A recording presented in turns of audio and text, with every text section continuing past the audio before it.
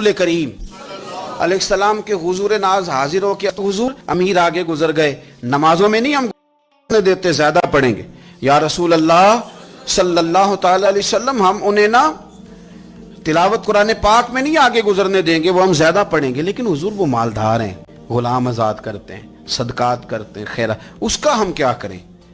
हजरत सैयदना अबू हुरैरा फरमाते हैं कि जवाब तो हुजूर ने बाद में देना था, पर जब उनका सवाल ख़त्म हुआ तो मैंने हुजूर का चेहरा नूर देखा, तो रसूल पाक का चेहरा खुशी से खिलता हुआ मुझे नजर आया।